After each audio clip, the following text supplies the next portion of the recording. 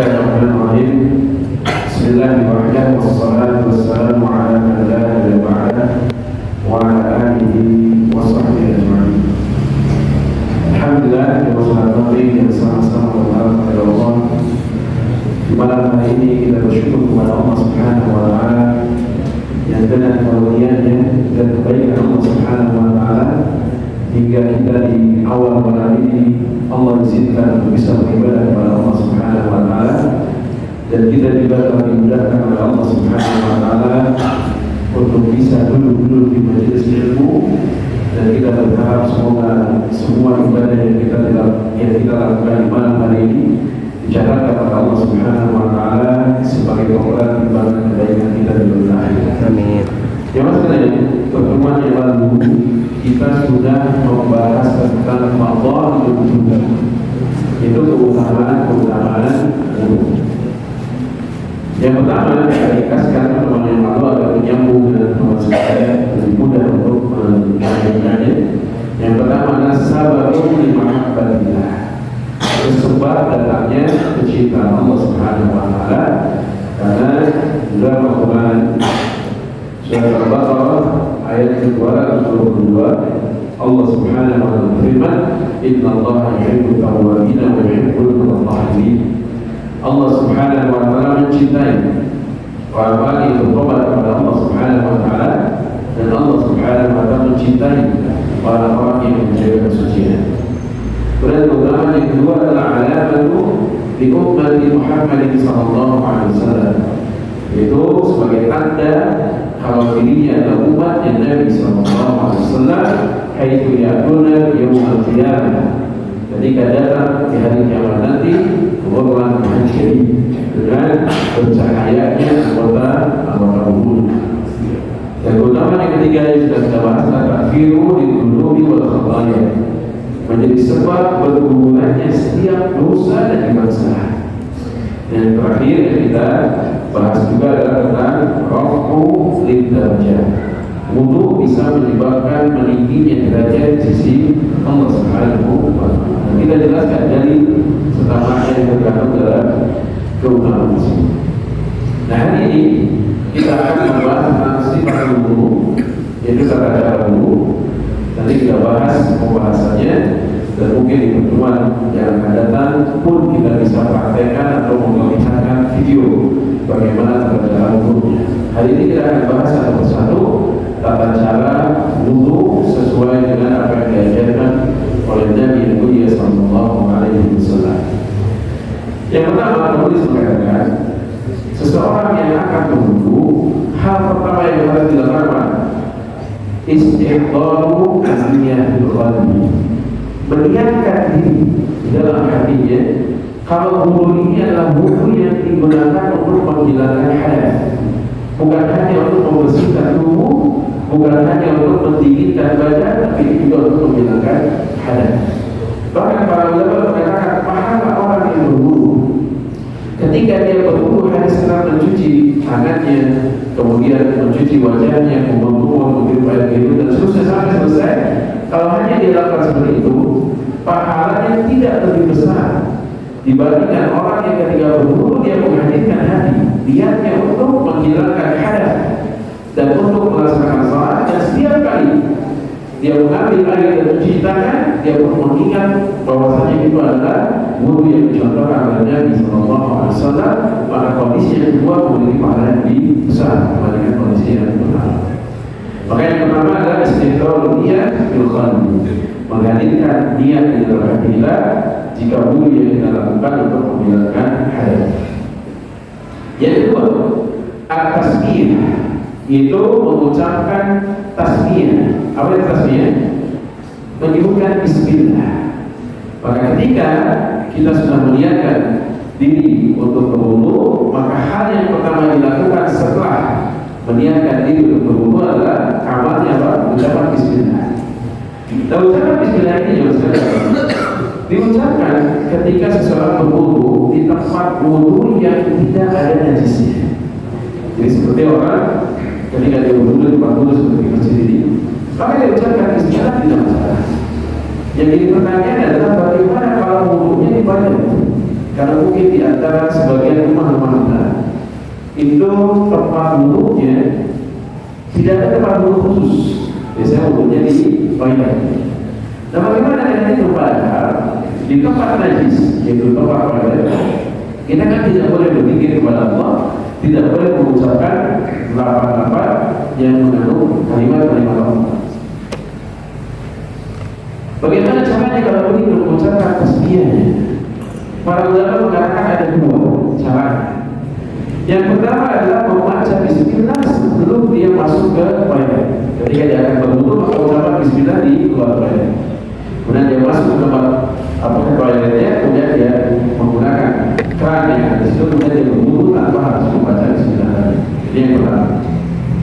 Yang kedua, para ulama mengatakan mengucapkan bismillah itu sambil dia mencuci tangan dan dia tidak mengucapkan dengan lisan, tapi cukup bismillah di dalam hati.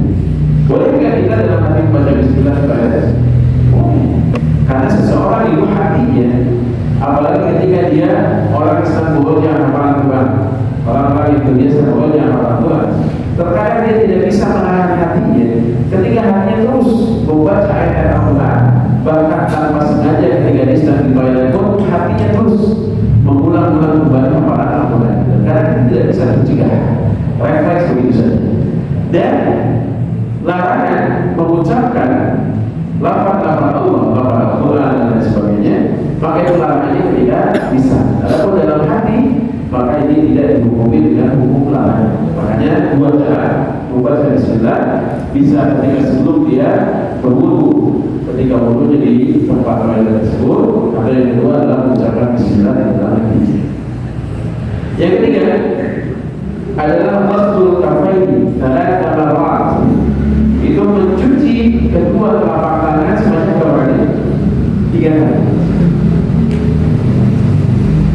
Mencuci kedua telapak tangan ini termasuk ke dalam hal yang sangat dianjurkan. Kenapa? Karena tangan ini akan digunakan untuk mensucikan seluruh anggota tubuh kita. Maka sebelum digunakan untuk berwudu, maka dibersihkan terlebih dahulu untuk membersihkan alat atau tangan yang akan kita gunakan untuk berwudu, yaitu mencuci seluruh anggota tubuh kita dengan telapak tangan. Maka cuci 3 kali. Yang keempat, termasuk yang disunahkan ketika kita berwudu adalah tasawwuk, dilakukan bersiwak. Sebagaimana dulu di bab tentang siwak kita sudah bahas, ada siwak-siwak yang hukumnya sunnah, salah satunya adalah ketika berwudu. Kapan seseorang bersiwak? Maka wa'ahaluhu dan madmallah. Bersiwak itu yang paling utama adalah tempatnya apa? Ketika dia berkumur-kumur. Maka ini adalah waktu bersiwak yang paling baik ketika dia berwudu. Maka setelah mencuci tangan, kemudian dia berkumur, kemudian dia menggunakan siwak untuk membersihkan gigi dan mulutnya. Jika memiliki siwak, kalau tidak punya siwak gimana? Kayak telunjuk boleh? Ada yang suka pakai telunjuk untuk membersihkan gigi. Nah, para ulama berbeda pendapat berkaitan dengan apakah telunjuk bisa menggantikan fungsi siwak atau tidak. Ini yang keunikan dan juga kedalaman para ulama ketika berisbat terhadap dalil. Sebagian para ulama mengatakan tidak, telunjuk tidak bisa menggantikan siwak. Walaupun dia membersihkan giginya dengan telunjuk, itu tidak bisa membersihkan atau menggantikan fungsi siwak. Kenapa? Karena siwak itu bukan bagian dari anggota tubuhnya. Sedangkan telunjuk merupakan bagian anggota tubuhnya. Siwak itu kan kayu yang digunakan untuk bersiwak. Jadi kalau menggunakan anggota tubuh itu bukan termasuk siwak. Bagaimana kalau menggunakan kain? Apakah bisa dianggap seperti siwak? Maka jawabannya iya. Karena kain bukan termasuk anggota tubuhnya. Boleh tidak menggunakan telunjuk orang lain? Kita kan dianggap anggota tubuh kita, bisa menggantikan fungsi siwak. Bagaimana telunjuk orang lain? Misalkan seorang suami pinjam dulu telunjuk istrinya, pinjam dulu. Atau seorang ibu dia membersihkan gigi anaknya. Apakah bisa? Sebagian para ulama mengatakan bisa. Kenapa? Karena telunjuk yang digunakan bukan bagian dari anggota tubuh. Jadi ilah dari siwak ini sebagian para ulama melihatnya adalah bukan bagian dari anggota tubuh. Tapi kalau digunakan anggota tubuhnya, maka mereka mengatakan tidak dianggap seperti hukum siwak. Kita bisa menggunakan apapun, atau bahkan kita jarang juga ya menggunakan siwak ya, menggunakan telunjuk kita aja jarang, apalagi telunjuk orang lain. Maka ini yang keempat. Yang kelima, setelah bersiwak, maka yang berikutnya adalah tamadul, yaitu tamadul artinya apa? Berkumur-kumur dengan memasukkan air ke mulutnya, kemudian diputarkan di mulutnya, wal istinsyaq wal istinthar. Kemudian sambil melakukan istinsyaq dan juga istinthar, itu memasukkan air ke mulutnya sambil dia pun menghirup air di mulutnya, kemudian juga dikeluarkan. Maka pendapat Dr. Abdullah Bahman Hafizahullah Ta'ala, perbuatan ini adalah perbuatan yang dilakukan bersama ketika memasukkan air ke mulut sambil dia menghirup air ke hidung. Pendapat yang lainnya adalah para ulama menunjukkan boleh untuk memisahkan antara kumur-kumur dan juga memasukkan air ke hidung. Bila para ulama berkaitan dengan masalah ini, wallah, kalau saya melihat dua-duanya bisa diamalkan, tapi yang saya amalkan biasanya melihat dalil-dalil yang disebutkan dan dikumpulkan para ulama. Saya lebih mencontoh kepada pendapat Dr. Abdullah Bahman Hafizahullah dan juga para ulama lainnya yang menghirup air dengan satu kali ciuman untuk kumur-kumur dan juga menghirup air ke hidung. Dan begitulah yang disebutkan dalam beberapa riwayat ketika meriwayatkan bagaimana hadisnya Nabi Sallallahu Alaihi Wasallam. Makanya di sini Dr. Abdullah Bahman menekankan bahwa takunul madmarah wal istinsyaq, maka hendaklah seseorang ketika berkumur-kumur dan istinsyaq adalah bidhafah wahidah, dengan menggunakan cidukan, satu cidukan yang sama. Beliau menunjukkan ketika istinsyaq, istinthar dan juga madmarah, kumur-kumur dan juga menghirup air hidung. Dr. Abdullah Bahman contoh kepada pendapat yang menyebutkan satu kali cidukan untuk kumur-kumur dan juga untuk menghirup air hidung. Kemudian dikenal disebutkan oleh beliau yang kedua adalah ghasl wajh dalam tamat, itu mencuci wajah sampai 3 kali pada lihyah beserta menyela-nyela jantungnya. Ghasl wajh, mencuci wajah. Nanti kita lihat di dalam wudu ini ada mencuci, ada yang mengusap. Jadi semua orang yang berwudu ini maka perhatikan mana bagian yang mencuci, mana bagian mengusap. Tangan dicuci, kumur-kumur dia dihirup air ke mulutnya dan juga ke hidungnya. Begitu juga dengan wajahnya, itu dicuci. Dicuci artinya ada air yang dijatuhkan ke wajah tersebut. Maka tahlil dia sambil dia menyela-nyela jantungnya. Berarti untuk siapa ini tahlilnya? Laki-laki. Untuk laki-laki yang pertama, yang kedua yang punya jantung.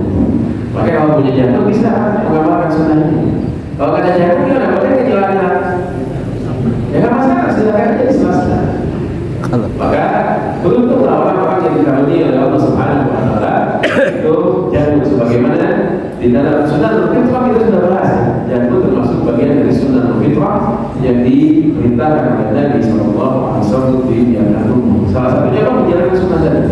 Dia bisa menyela-nyela jantungnya. Dan beliau Allah Subhanahu wa Ta'ala mengatakan haddul wajhi, batasan wajah itu dari mana? Min manabat sya'ri ra'si, dari tempat tumbuhnya rambut.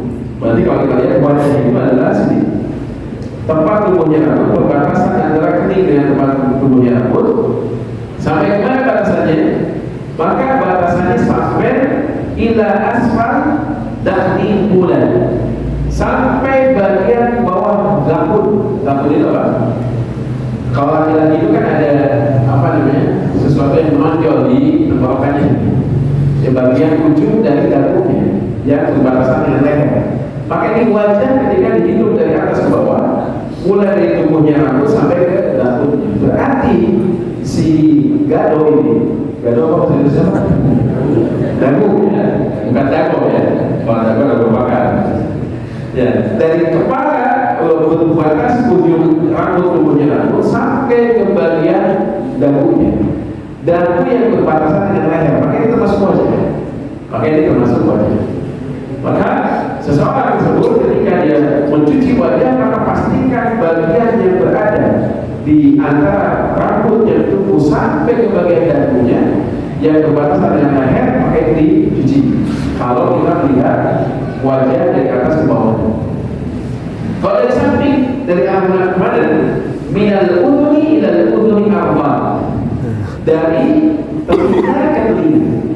Jadi bagian atas ke bawah itu dari tumbuhnya rambut sampai ke bagian dagu yang berbatasan dengan leher, maka ini wajah kita. Dan sampingnya adalah dari telinga menuju telinga. Maka perbatasan ini termasuk wajah. Telinganya termasuk tidak bagian wajah? Tidak termasuk. Sebagaimana rambut. Rambut itu menjadi batas antara wajah dengan kepala. Apa yang masuk ke dalam wajah, maka itu bagian wajah. Apa yang tidak masuk ke wajah, itu bagian dari kepala.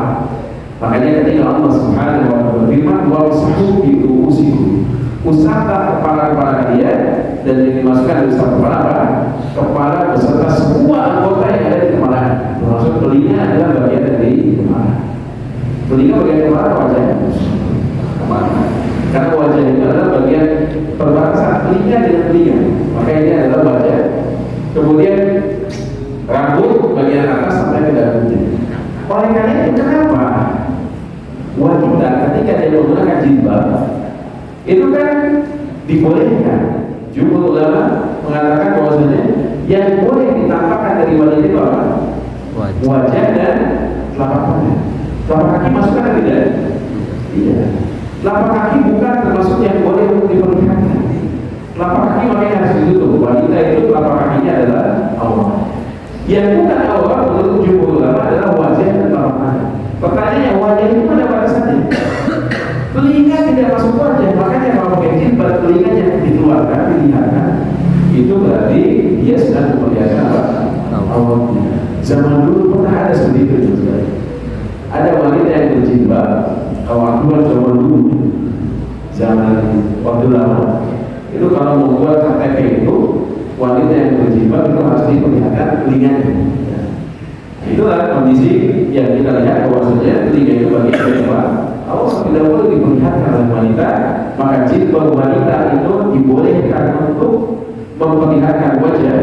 Jadi wajah itu batasnya tubuhnya rambut sampai ke bagian dagunya, sampingnya telinga ke telinga.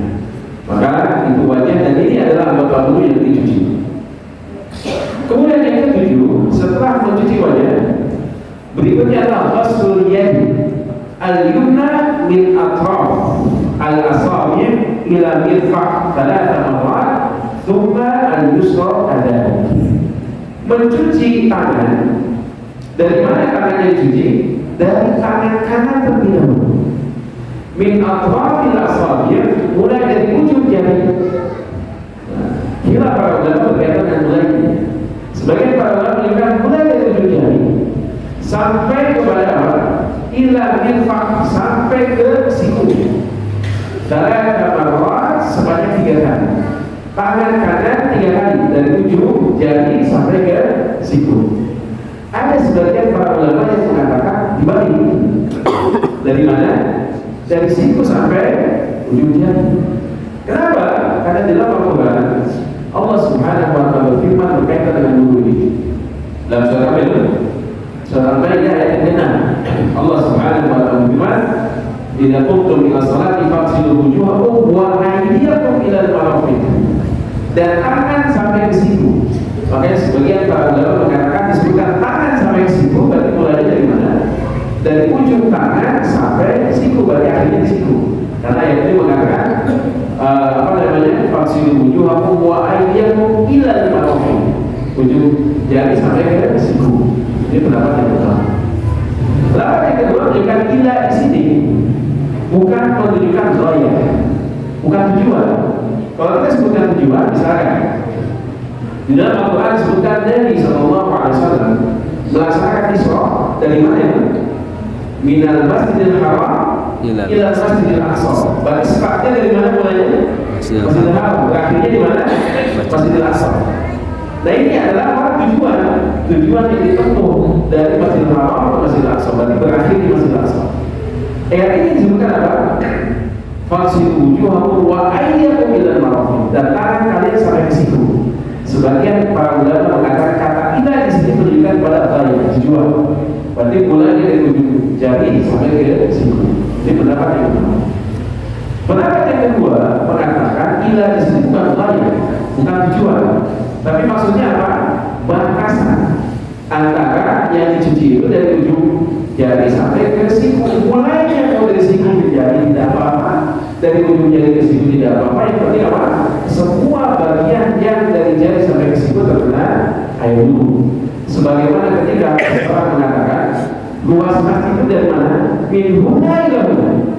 Luas masjid itu dari sini ke sini, dari sana ke sana. Maka ini menunjukkan apa? Luas, bukan tujuan kalau masjid dikatakan luas kalau dari sini menuju ke sini, akhirnya ke sini, bukan gitu. Tapi ini wilayah yang menunjukkan bagian dari masjid. Wallah, di antara pendapat yang ada, kalau kita lihat pendapat yang paling kuat adalah pendapat yang kedua. Tidak harus orang mencuci tangan itu dari ujung jari sampai ke sini. Kalau ada kondisi lain, ada kondisi seseorang yang tidak bisa mencuci tangan dari ujung jari ke siku, atau dia terbiasa mencucinya dari siku ke ujung jari. Misalkan ketika airnya di keran dan kemudian airnya menetesnya kecil. Ketika menetesnya kecil, karena kalau kita menunggu dulu seperti ini, terkadang sebagian orang terlalu lama menunggu. Kemudian dia cuci bagian sikunya dulu, kemudian airnya dialirkan ke ujung. Maka ini pun dibolehkan. Kita boleh mencuci siku sampai ke ujung tangan, atau kita mulai dari ujung tangan sampai ke siku. Maka dua-duanya dibolehkan. Yang terpenting apa?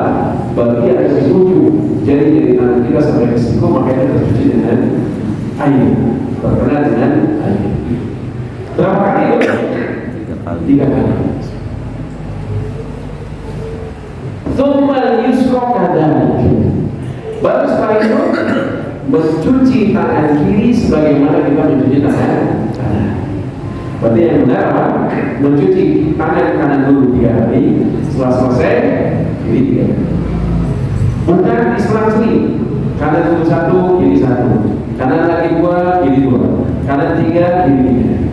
Bukan demikian, tapi yang benar apa? Kanan terlebih dahulu 3 kali, karena sebagaimana keumuman tadi, sebagaimana Aisyah radhiyallahu anha beliau mengatakan, karena Rasulullah sallallahu alaihi wasallam yu'jibuhu at-tayammun. Nabi itu ketika melakukan perbuatan yang baik, beliau memulai dengan tangan kanan terlebih dahulu sebelum kirinya. Maka dahulu kanan, kemudian setelah itu kiri. Tapi kalau ada kasus cuci tangan kanan, kemudian kiri, kanan, kemudian kiri sampai 3 kali masing-masing, tapi diselang-seling, apakah wudhunya sah? Maka jawaban sah. Karena tangan itu dicuci 1 kali saja, ini sudah memenuhi kewajiban wudhu kita. Maka sekali cuci saja sudah sah wudhu. Apalagi kalau 3, karena nanti kita akan bahas berkaitan dengan apa sunah-sunah wudhu, mana yang masuk dalam wajib wudhu. Maka 3 kali adalah sunnah. Maka yang terbaik sebagaimana disebutkan dalam beberapa riwayat tentang wudhunya Nabi sallallahu alaihi wasallam, itu mendahulukan kanan, selesaikan, dan setelah itu kiri. Yang kedelapan, setelah mencuci tangan, apa berikutnya? Mas'hu ar-ra'si, mengusap kepala. Jadi dalam ayat Al-Quran surat Al-Maidah ayat 6, setelah menunjukkan faksilu wujuhakum wa aydiyakum ilal marafiq, seterusnya apa? Wamsahu bi ru'usikum. Usaplah, bukan dicuci ya, diusap. Usaplah kepala-kepala kalian. Maka di sini masuk faksi fayakunu tablil yad bil ma. Maka karena ini mengusap, maka bukan dicuci. Maka caranya bagaimana? Basahi tangan kita dengan menggunakan air, thumma masaha muqaddam aras. Kemudian setelah itu mengusap bagian depan dari kepalanya ila qafahu, sampai ke bagian tangkuknya. Karena kepala itu mana balasannya? Perbatasan wajah tadi, tempat tumbuhnya rambut, sampai berakhirnya di bagian tangkuk tempat tumbuhnya rambut juga. Maka ini adalah kepala. Bagian kepala dari depan ke belakang adalah ini. Bagian sampingnya kan apa? Telinga ke telinga, itu pembatasan wajah tadi. Maka hendaklah dia mengusap bagian depannya. Setelah dia basahi tangannya ke bagian pundaknya, bukan apa? Tekuknya ya. Karena kalau pundak di bawah, tempat terakhir tubuhnya rambut. Semua al-wujud ila muqaddamati marrah ukhra, dan kemudian dia kembalikan tangannya. Dia tarik dari depan ke belakang. Kemudian setelah ditarik lagi dari belakang ke depan. Ini yang disebutkan oleh Dr. Allah Muhammad Hafizahullah dengan cara begini. Kalau kita lihat para ulama dalam mazhab Imam Asy-Syafi'i rahimahullah taala, beliau meneliti begitu detailnya dari berkaitan dengan mengusap kepala. Di sini disebutkan apa dalam ayat Al-Quran? Wamsahu bi ru'usikum, usaplah kepala kalian. Kalau kita belajar bahasa Arab pasti ada sesuatu yang menjadi perhatian di situ. Kalau sudah wamsahu, cucilah oleh kalian. Kalau kita ingin, kalau sudah cucilah kalian, berarti kalian itu sebagai subjeknya, mencuci predikatnya, objeknya yang dicuci. Bukan dicuci usapnya. Nah, usaplah kepala kalian, berarti kalian adalah subjeknya, predikatnya apa? Mencuci perbuatannya, objeknya apa? Kepala, mengusap dan mencuci kepala. Mencuci terus ya. Mengusap, kemudian objeknya kepala. Dalam bahasa Arab, kalau yang dimaksudkan objek kepala, maka tidak menggunakan kata ba sudah cukup. Makanya kalau kita menggunakan kaidah yang umum, harusnya kalau hanya sekedar mengusap kepala, maka wamsahu ru'usakum itu sudah cukup. Karena objek itu menjadi fathah. Maka usaplah kepala kalian kalau objek itu adalah kepala. Dalam mazhab Imam Syafi'i, jadi Imam Syafi'i rahimahullah taala, beliau menyebutkan kata bihi, kata bani, wamsahu bi ru'usikum itu adalah yufidu ba'd, menunjukkan ada sebagian. Maka tidak ada dalam mazhab Imam Syafi'i disebutkan bukan seluruh kepala yang wajib itu, tapi apa? Sebagian. Dan kemudian disebutkan oleh para ulama dalam mazhab Imam Syafi'i, termasuk Imam Syuja dan lain sebagainya. Maka hitungan barat itu sebagian itu tidak banyak. Karena kan sebagian itu beda dengan seluruh. Sebagiannya segimana? Minimal dengan 3 helai rambutnya. Maka sebagian kepala saja dalam mazhab Imam Syafi'i, maka ini dibolehkan dan sudah menjadi sah. Dan kita para ulama berkaitan dengan ini, ada yang mengharuskan mengusap dari ujung rambut sampai bagian rambutnya, diselesaikan semuanya sudah ditarik dari depan. Sebagian ulama dalam mazhab Syafi'i maka mengatakan sebagian saja sudah cukup. Maka dalam masalah ini terjadi perbedaan pendapat. Dan kalau ada yang berbeda, tidak perlu harus jadi permusuhan. Karena setiap orang akan mempertanggungjawabkan amalnya masing-masing sesuai dengan keyakinan dan tidak bisa memaksakan diri. Ketika kita meyakini dalil yang ini yang kita pakai, kemudian yang lain menggunakan pendapat yang lainnya yang memang ada pendapat pendahulunya di antara para ulama, maka laksanakan saja sesuai dengan keyakinan yang masing-masing. Nah, dalam hadis Imam Syafi'i disebutkan bahwasanya wajib itu sebagian. Tapi kalau mengusap seluruhnya, maka ini dibolehkan. Bahkan termasuk yang wajibnya kan sebagian. Kalau seluruhnya maka termasuk dalam yang wajibnya juga depan, yang sunnahnya juga. Maka dalam hal ini, maka yang disepakati oleh para ulama adalah mengusap kepala bukan mencuci. Itu dengan membasahi tangan kita kemudian mengusap kepala. Sebagian para ulama mengatakan seluruhnya, sebagian lagi mengatakan sebagian. Maka dalam hal ini, Dr. Allah Taala, buku yang kita gunakan ini mengikuti pendapat ulama yang menunjukkan bahwasanya mengusapnya itu dari depan ke belakang seluruhnya, dari ujung tubuhnya rambut sampai ke bagian tengkuknya. Alhamdulillah, kalau kita lihat dalam ayat Al-Quran dan juga disebutkan dalam hadis yang diusap adalah kepala.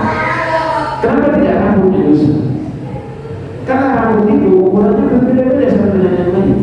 Bayangkan kalau ada seorang wanita, dia memiliki rambut yang panjang sampai ke pinggangnya misalnya, maka berbulu badannya agak sedikit susah. Apalagi ketika bulu di depan bahu, maka dia harus mengusap rambutnya dari ujung sampai ke ujungnya. Kalau ini dipindahkan usap rambut. Tapi alhamdulillah syariat ini mengaturnya apa? Mengusap kepala. Berarti kepala bagian dari tubuhnya rambut sampai ke kulitnya. Maka sisa yang melalui rambutnya maka tidak ada keharusan untuk diusap. Ini berkaitan dengan mengusap kepala.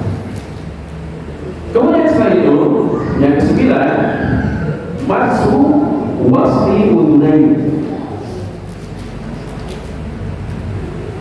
Yang kesembilan adalah mengusap. Kenapa mengusap? Karena dalam ayatnya masih bentuknya apa? Famsahu bi ru'usikum, usap kepala kalian. Dan para ulama mengatakan telinga itu masuknya ke dalam kepala. Maka sama seperti kepala ini dengan usap. Maka usaplah bagian tengah dari telinganya, bisa balatain dengan menggunakan dua telunjuknya. Maka setelah dia usap kepala bagian depan ke belakang, kemudian ditarik dari belakang ke depan, setelah itu telunjuknya itu dimasukkan ke dalam bagian tengah telinganya. Kemudian setelah itu faqahirima biibhamaini. Kemudian setelah itu bersihkan dengan menggunakan dua jempolnya bagian luar itu, dibersihkan dengan jempolnya bagian belakang telinganya. Ada bagian depannya dibersihkan dengan telunjuknya. Berarti yang membersihkan ada dua jari. Telunjuk membersihkan bagian dalam dengan mengalur si telinga tersebut supaya bisa diusap seluruhnya. Kemudian jempol membersihkan bagian belakangnya. Dan beliau mengatakan bahasanya marwah wahidah dengan satu kali usapan. Kemudian yang ke-10 disebutkan oleh beliau berkaitan dengan ini. Jadi kalau kepala itu berarti dengan satu ciuman, kalau mulut dokter Allah basahin tangan, usap kepala sampai ke tekuk, dibalikkan lagi ke depan, masukkan si telunjuk kita ke telinga bagian tengah, bersihkan bagian dalam dengan telunjuk kita, dan bagian luar dibersihkan dengan menggunakan jempolnya. Kemudian setelah itu disebutkan bahwasanya yang berikutnya apa? Ghuslu ar-rijlil yumna ila al-ka'bayn. Mencuci kaki yang bagian kanan sampai mana kakinya? Sampai ke ka'bayn, mata kaki. Sampai ke mata kaki thalatha marratin, sebanyak 3 kali. Maka bagian kaki sudah masuk balik ke dalam bagian apa? Mencuci. Bukan yang diusap tapi dicuci. Maka dengan sebanyak 3 kali. Tsumma yusra kadhalik. Setelah itu kemudian yang kaki kiri juga sebanyak 3 kali. Dan sebagian para ulama menyebutkan bahwasanya mencuci kaki itu termasuk bagian daripada sunnahnya itu apa? Mencuci kaki dan juga menyela-nyela jari-jari kakinya. Jadi ketika kita mencuci kaki maka sela-sela jari kaki. Bagaimana teknis menyela-nyela? Ada beberapa yang disebutkan oleh para ulama. Yang pertama adalah menyela-nyela dengan menggunakan kelingkingnya. Jadi di kaki maka di sela-sela dengan menggunakan kelingkingnya. Karena kelingking biasanya lebih mudah untuk bisa masuk di sela-sela jari. Sebagian lagi mengatakan, ya bagaimana caranya? Mau pakai kelingking, mau pakai telunjuk, atau menggunakan seluruh jarinya. Jadi setiap jari akan berada di sela-sela kaki tersebut, kemudian dibersihkan, maka ini juga boleh. Yang penting apa? Bagian si kaki ini terkena cucian semuanya, bagian atasnya, bagian bawahnya, dan juga sela-sela jarinya juga harus terkena air. Harus bisa ya. Baik, kita cukupkan dulu sampai di sini. Nanti pada Isya kita akan pada kita akan nanti kembali sebentar sebelum kita selesai jawab. Kita cukupkan dulu. Wassalamualaikum warahmatullahi wabarakatuh.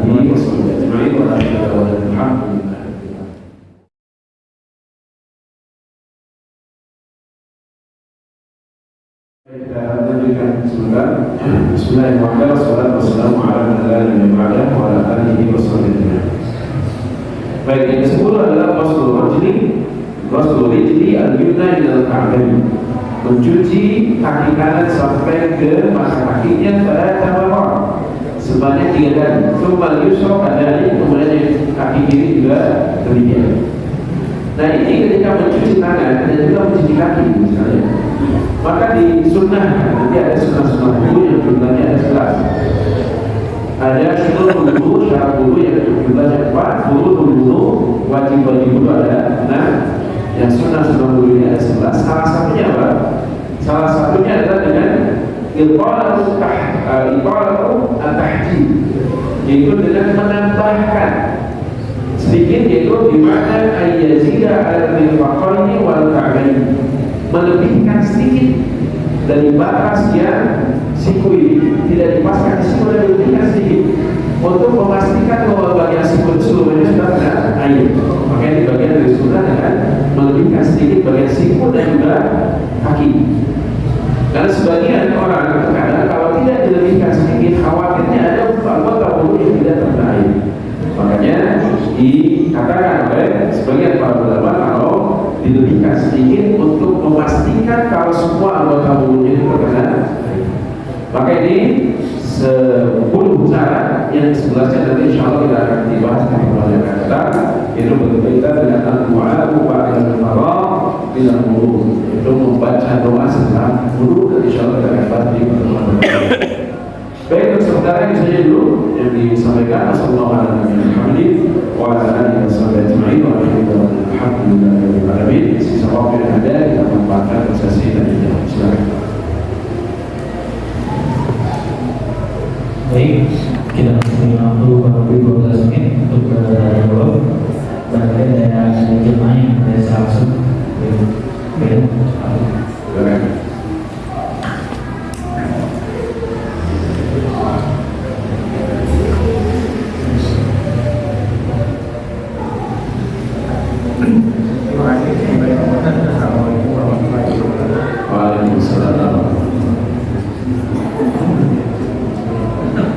terima kasih atas waktunya Ustaz. Dari pemaparan Ustaz tadi bahwa beberapa organ atau anggota tubuh yang harus dibersihkan. Pertanyaannya adalah bagaimana bila ada bagian tubuh yang karena wujud tidak boleh air, apakah wujudnya tetap sah atau tidak, atau bagaimana caranya kalau misalnya ada wujud seperti itu? Terima kasih. Assalamualaikum. Assalamualaikum. Masya Allah. Pertanyaan yang visioner. Karena sebenarnya ada bahasa khusus tentang ini, ashabul adab, orang-orang yang punya wudhu ketika dia berwudhu seperti orang yang kenal luka bakar. Luka bakar tidak boleh kena air, atau luka yang terbuka. Luka ada luka yang terbuka, misalkan ada orang yang terluka dijahit, makanya tidak boleh kena air dalam waktu tertentu. Atau seseorang yang patah tulang, kemudian dia digips. Nah, ini ada tata cara khususnya. Bagaimana caranya? Anggota wudhu yang masih bisa dicuci maka cucilah. Misalkan ada seseorang yang terkena luka bakar, luka bakarnya misalkan di bagian telunjuknya, maka telunjuk saja yang tidak dicuci, sisanya maka dicuci. Ketika tidak ada mador yang muncul. Sebagaimana yang digips, ketika digips, misalkan bagian lengan pertengahannya yang patah, kemudian digips dari mulai pergelangan sampai ke sikunya. Maka bagian ujung, yaitu bagian jari-jari tangannya, ini masih tetap dicuci. Nah, yang tidak dicuci ini diganti dengan berapa? Diusap. Boleh diusap di atas gipsnya, kalau diperban boleh diusap di atas perban. Hanya sekedar mengusap saja, bukan dicuci. Ini untuk orang-orang yang memiliki wudhu. Nanti ada bahasa lebih detail lagi berkaitan dengan ini. Tapi pada intinya, kalau ada orang yang punya wudhu, ada luka-luka yang tidak boleh kena air, ada bagian anggota tubuh wudhunya yang tertutup karena memang harus ditutupi karena luka yang menganga atau disebabkan karena patah tulang dan sebagainya, maka itu dibolehkan untuk tidak dicuci tapi diganti dengan cara diusap saja. Itu sudah boleh. Begitu. baik, semoga bisa dipahami oleh pertanyaan. Berikutnya kita ambil pertanyaan di masa berikutnya.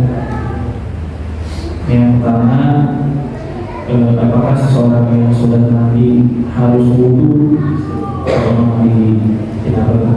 Ya. Apakah seseorang yang sudah mandi itu dia harus berwudhu kembali?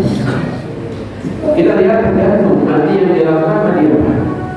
Kalau mandi yang dilakukan adalah mandi kebiasaan untuk membersihkan diri, misalkan pulang kerja di sore hari, kemudian sebelum maghrib dia mandi, dan mandinya bukan untuk menghilangkan hadas, tapi mandi yang biasa membersihkan tubuh, menyegarkan badan dan lain sebagainya, maka yang demikian tidak menghilangkan hadas. Maka setelah mandi maka dia harus berwudu. Jadi kalau mandinya mandi bukan untuk mensucikan diri. Adapun kalau ada seseorang yang junub atau orang yang baru selesai dari darah haidnya dan dia mandi tujuannya untuk menghilangkan hadas besar, maka menghilangkan hadas besar otomatis hadas kecilnya juga hilang. Sebagaimana ada para sahabat yang menjelaskan dan ada orang yang tanya kepada para sahabat terkait dengan ini, apakah seseorang itu wudu setelah dia mandi yang maksudnya mandi menghilangkan hadas besar? Apa yang dikatakan para sahabat? Apakah ada wudu yang lebih baik dari mandi? Jawaban ini apa? Orang yang bertanya dijawab dengan pertanyaan tadi. Pertanyaan ini untuk memberitahu si penanya bahwasanya apakah ada wudu yang lebih baik dari mandi?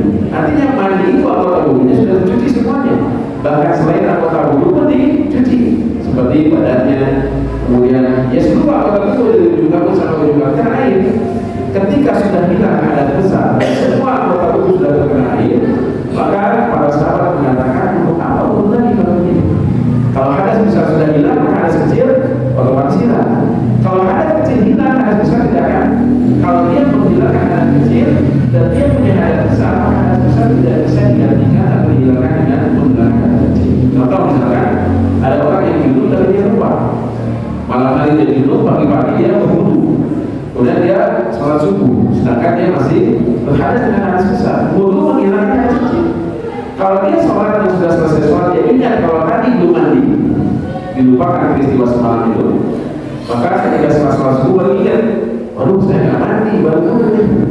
Maka wudu yang dilakukan tadi tidak bisa menghilangkan hadas besar. Dia harus ulangi lagi mandinya, harus mandi dulu, kemudian setelah itu dia ulangi kembali sholatnya. Karena menghilangkan hadas kecil yang besar tidak hilang. Tapi kalau menghilangkan hadas besar, maka yang kecil otomatis akan hilang. Maka jika seseorang sudah mandi dengan mandi sebagaimana mandi besar, yaitu mandi yang menghilangkan hadas besar, maka otomatis hadas kecilnya hilang. Begitu Allah. Baik, sekarang atas jawabannya. Berikutnya ada yang bertanya bisa langsung.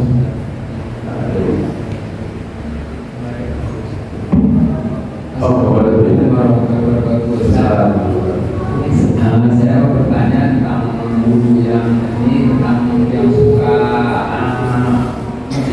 kakinya ke dalam mana gimana Ustaz? Gimana? Kayak dicuci, kayak diusap, kayak bola diusap. Ada gitu ya. Dan yang kedua, kalau boleh batasan yang kita sakit, boleh saya itu seperti apa gitu? Assalamualaikum warahmatullahi wabarakatuh. Nah, bagaimana hukum wudu orang yang mengucurkan air ke kakinya dengan cara dibayarkan nanti tenang airnya. Kemudian setelah itu dia tidak mengusapnya. Apakah wudunya sah? Selama airnya bisa mengenai seluruh anggota wudunya, maka ini dianggap sebagai wudu yang sah. Jangan wudu yang sah. Tetapi kalau kita ingin wudu yang sempurna, karena kan ketika kita melakukan satu aktivitas ibadah tidak hanya sekedar sahnya saja, kita ingin lebih, itu sempurna. Maka yang sempurna apa? Dengan cara mengalirkan air kepada kita usap. Nah, salah satu bagian dari sunnah wudu adalah dengan cara apa? Mengikuti air dengan usapan jari tangan kita. Jadi ketika mencuci kaki, tangan kita itu untuk mengusap bagian anggota kaki tersebut untuk memastikan air itu mengalir kepada seluruh kaki. Maka dengan mewajarkan air ke kaki, kalau tercuci seluruhnya dari dari mata kaki sampai ke ujung kaki, itu kan air wudunya karena di situ, itu pasti sah. Kecuali cuma ada potensi itu, karena potensinya kalau dia tidak usah dengan tangan, mungkin ada anggota wudu kita, kaki apalagi di bagian tumit ini menjadi perhatian Nabi SAW. Karena tumit itu kan biasanya licin. Ketika kena air itu kan seperti daun talas. Air itu tidak berhenti di situ, tapi dia hanya sekedar lewat saja dan tidak membasahi tumit ini, kecuali kalau tumitnya kita usah. Makanya Nabi mengatakan apa? Wailul aqabi minan nar. Celaka setiap tumit-tumit yang disentuh api neraka disebabkan apa? Karena air wudhunya tidak mengenai tumit. Maka dengan cara tadi, dengan memunculkan air ke kakinya, kalau semua anggota kakinya itu kena air, sah wudhunya. Tapi kalau ingin sempurna, maka ikutilah dengan mengusapkan tangannya ke anggota kaki tersebut agar memastikan air wudhu itu tetap Untuk pertanyaan yang kedua adalah apa batasan seseorang dibolehkan untuk mengganti wudhu dengan tayamum ketika dia sedang sakit? Sakitnya seperti apa? Maka para ulama mengatakan bahwasanya hukum asal tayamum itu tidak dibolehkan selama ada wudhu, ada air. Kalau ada air tak boleh tayamum. Ada kondisi-kondisi yang dibolehkan, termasuk salah satunya yang wudhu itu orang yang sakit. Batasannya sakit apa? Itu sakit yang ketika dia terkena air bisa menyebabkan madorah. Madorah itu apa? Dua. Yang pertama adalah penyakitnya semakin lama disembuhkan, atau yang kedua adalah penyakitnya semakin berat ketika dia terkena air. Jadi ada penyakit tertentu kalau dia kena air semakin berat atau semakin lama proses penyembuhannya. Seperti luka. Orang yang kena luka, kalau dia kena air itu proses penyembuhannya semakin lama atau bisa jadi malah kena infeksi, semakin membahayakan. Nah kalau sudah masuk ke dalam kondisi yang demikian, maka dibolehkan baginya untuk tayamum. Kalau misalkan anggota tubuhnya atau tubuhnya itu terbakar lebih dari 50%, apalagi anggota tubuhnya terbakar misalkan si tubuhnya, maka dia tidak perlu lagi untuk dia bisa tayamum. Bagaimana kalau orang yang pria, kritis? Apa yang kita perlu? Maka setiap orang memiliki feeling masing-masing dan kebiasaan masing-masing. Dia akan tahu kalau dia berwudu apa efeknya kepada kesehatannya. Karena beliau juga bermacam-macam. Termasuk juga para ulama membolehkan orang tayamum ketika dia berada di tempat yang sangat dingin. Tempatnya sangat dingin, kalau dia berwudu itu bisa menyebabkan dia sakit. Karena air di tempat dingin, sedangkan dia tidak terbiasa di tempat tersebut, itu bisa menyebabkan orang yang sehat itu bisa sakit.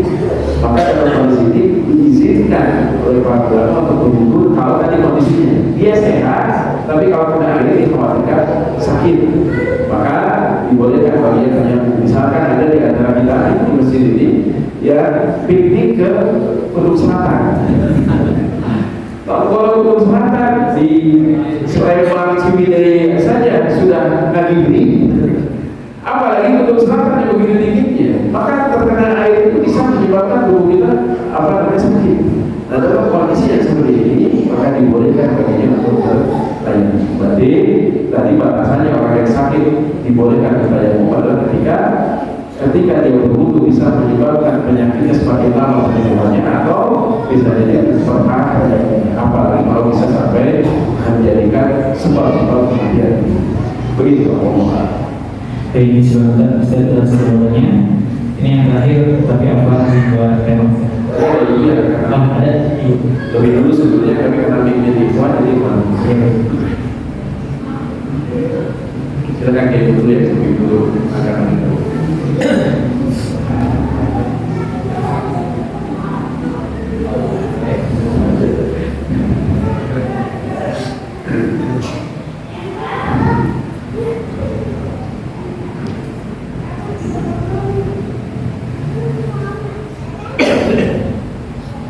Bismillah. Assalamualaikum warahmatullahi wabarakatuh. Izin bertanya Ustaz, terkait poin ke-8 mengenai tata cara berwudu ketika mengusap kepala, bagi seorang akhwat yang berwudu di masjid yang tempat wudunya terbuka, di mana ikhwan bisa melihat, bagaimana cara mengusap kepala tanpa melepaskan hijab Ustaz? Mau penjelasannya? Mohon jasa. Bagaimana kondisinya ketika seorang wanita wudu di tempat wudu yang tidak khusus untuk wanita, atau tempat khusus wanita tapi tidak terhalang, dipisah tapi masih bisa terlihat oleh kaum pria. Sedangkan rambut adalah bagian dari Allah yang tidak boleh ditambah. Bagaimana caranya? Ada dua caranya yang disebut Nabi Muhammad. Yang pertama adalah kalau dia mampu untuk bisa mengusap kepalanya dengan memasukkan tangan ke kerudungnya bagian dalam, diusap di bagian dalam kerudung. Kan ada kerudung yang kadang lebar, dan lebarnya itu ketika dimasukkan tangan ke bagian kepala sampai ke kerudungnya itu tidak terhalang oleh kerudung tersebut. Maka ini bisa dilakukan. Kalau itu sulit dan tidak memungkinkan, maka cara yang kedua apa? Mengusap bagian atas dari himar, dari bagian atas dari kerudungnya. Ini juga sebagaimana yang pernah dilakukan oleh Nabi SAW. Beliau ketika berwudu tidak melepaskan imamahnya, tapi beliau mengusap bagian atas kepalanya untuk menggantikan musaf kepala.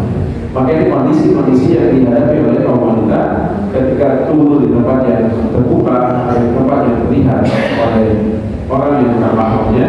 Maka yang berarti kalau dia bisa masukkan tangannya ke kerudung dan tetap mengusap kepalanya, maka ini bisa dilakukan. Apa yang kedua, mengusap bagian firmannya.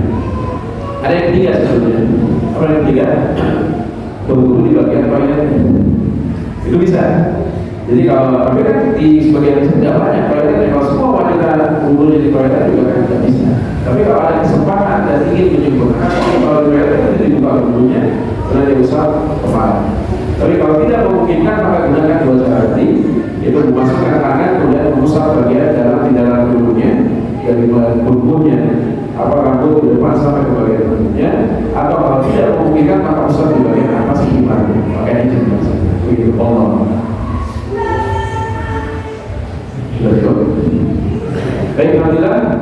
Bapak dan Ibu Ikhwan, alhamdulillah, sudah tersampaikan kajian hari ini.